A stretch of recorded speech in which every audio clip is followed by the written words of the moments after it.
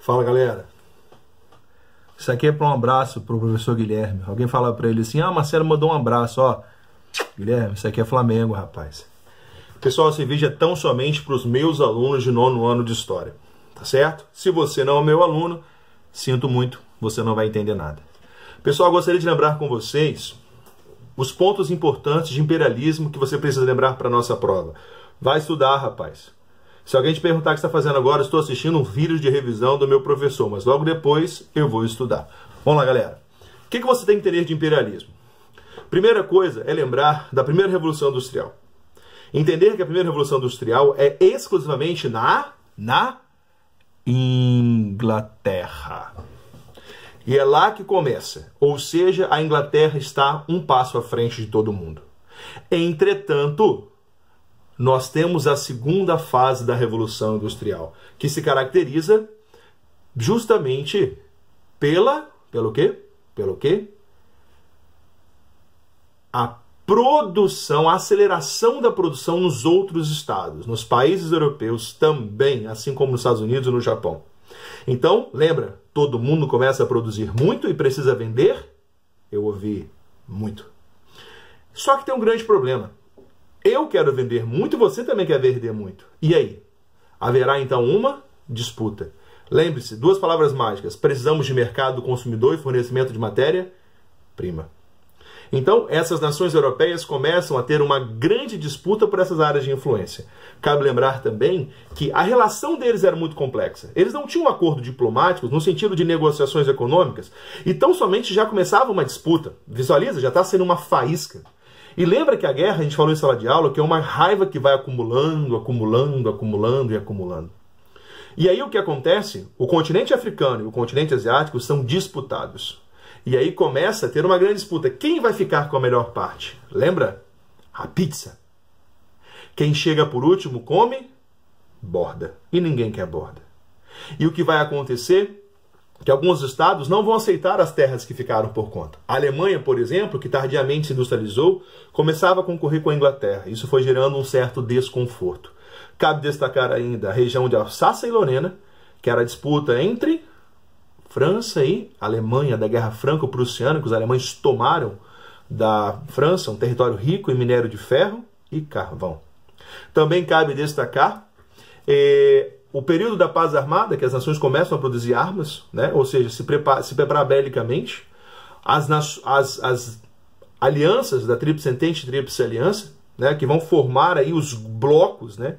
Perceba que o cenário da guerra está preparado, lembra? O copo d'água. Cada vez coloca água, água, água e vai transbordando. Ou seja, falta aquela última gota, que é o assassinato do herdeiro do Império Austro-Húngaro, Francis Ferdinando. A morte dele vai explodir a guerra. Então, este é o cenário. Não vamos esquecer também do cenário da Bela Época. Dá uma olhadinha no período de otimismo, de progresso que acontecia na Europa, que meio que disfarçava essa grande disputa do capitalismo, né? Perceba como que essa disputa econômica, esse acirramento vai gerar um grande conflito que está pela frente. Primeira parte fechada, imperialismo. Lá vem a segunda parte. Que eu gravei o vídeo, não fiquei aparecendo não, né? Eu tô usando o negócio que a minha mãe mandou pra mim aí. Ô mãe, eu tô usando aquele negócio que mandou pra mim. E só um minuto que meu boneco caiu aqui. Ô tranqueira.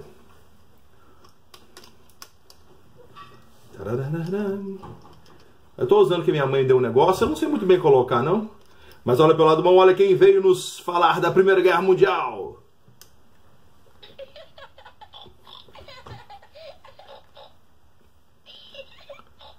Vai, Peppa. Por que eu tô fazendo isso? Porque o vídeo é meu. Eu faço o que eu quiser. Você é muito chata. Bem, eu vou ficar com a Peppa no colo. Por quê? Porque eu quero. Lembre-se, eu quero, eu vou fazer. Pessoal, encerrando então a ideia da Primeira Guerra Mundial. A Peppa tá feliz, tá encerrando. Tá bom, chega. Para.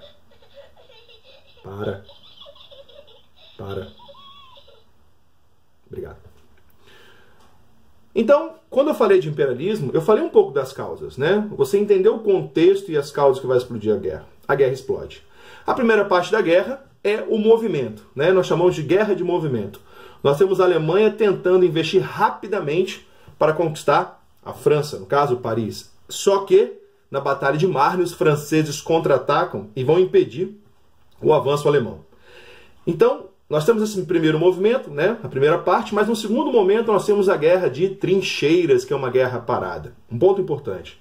Lembre-se, é uma guerra que vai fazer uso de uma nova tecnologia militar. Não se esqueça que nós falamos sobre por que os Estados Unidos têm um passo à frente dos outros devido à guerra civil dos Estados Unidos, né? Ou seja, novos armamentos serão utilizados, armas de grosso calibre, nós teremos tanques, aviões, grandes embarcações, armas de grosso calibre, metralhadoras, já falei arma de grosso calibre, falei pela terceira vez, mas tudo bem, arma de grosso calibre. E a guerra se desenvolve, né? E a Tríplice Aliança e a Tríplice Entente estavam muito rente, né? Não se tinha aí claramente quem seria uma nação vitoriosa, estava muito difícil a disputa. E no terceiro momento, 1917, nós temos a saída da Rússia e a entrada dos Estados Unidos da América. Vamos lembrar de 3 aspectos. Primeiro, por que os Estados Unidos não entrou no conflito a partir de 1914? Lembra? Postura de neutralidade. Como diria meu aluno Bernardo, ele estava vendendo meias. Aí, Bernardo, falei de você, hein? Não se esqueça. E ele entra na guerra devido ao quê? Ao ataque alemão aos seus navios mercantis, na verdade. Né? Navios que estavam negociando, de fato estavam negociando, afundaram. E além disso, os Estados Unidos tinham uma preocupação da Inglaterra com a França. Parceiros deles deviam dinheiro para eles. Então os Estados Unidos se levanta e vai ao conflito. Aí você vai lembrar do terceiro momento. Qual foi a significância da entrada dos Estados Unidos? Os Estados Unidos entra e vai fazer o quê? Vai virar a mesa devido à força que ele aplica do lado da Tríplice Entente. A Tríplice Aliança, sem muito o que fazer, vai se render. No caso, os alemães vão se render. A guerra acaba. Acabou a guerra, Peppa. Comemora. Comemora?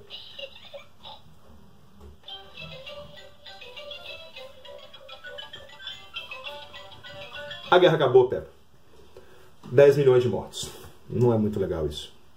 Entretanto, ainda no final, nós temos que destacar o seguinte. O Tratado de Versalhes e a Liga das Nações. Lembra? Tratado de Versalhes. Foi quando nós conhecemos a Super Nani. E eu, Super Nano. Lembre-se, punir é justo, mas punir de uma forma exagerada gera consequências severas. E o Tratado de Versalhes vai punir muitos alemães. De uma forma um pagamento de uma grande indenização. Nós temos a limitação do exército, confisco da força aérea, navios mercantis, devoluções de territórios. A Alemanha está arruinada. Lembre-se, isso é uma semente, é aquela semente, infelizmente a palavra semente maldita, que vai ser plantada e que vai germinar lá na Segunda Guerra Mundial. E ainda cabe também a Liga das Nações. Lembra? A mãe da ONU seria a instituição responsável pela promoção da diplomacia. E a guerra acaba. Então, pessoal, foi isso. Não sei se eu ajudei. Fica um abraço, bons estudos e boa prova. Pessoal, atenção, atenção! O Marcelo esqueceu um ponto!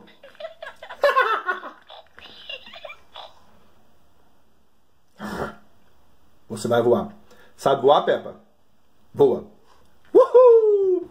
Eu esqueci de um ponto, pessoal. Você viu que chique agora? Olha, eu tô aparecendo lá. Não, deixa eu tirar o óculos. Virando boné. Homenagear o Sérgio Malandro. Quem sabe um dia ele assiste esse vídeo. Ah! Pegadinha no malandro! Jamais ele vai assistir isso. Vamos falar sério agora. Pessoal, ih, rapaz, olha, tem uma luz aqui, ó. Deixa eu ver se eu... Bem. Pessoal, um ponto importante que eu esqueci. Lembre-se, qual é a relação da guerra com a mulher? Como que essa mulher, a vida dela enquanto cidadã, membro de uma sociedade, vai ser alterado, vai ser modificado por causa da guerra? Ela sai do espaço privado e vai para o público. Até que, enfim, as mulheres merecem muito destaque.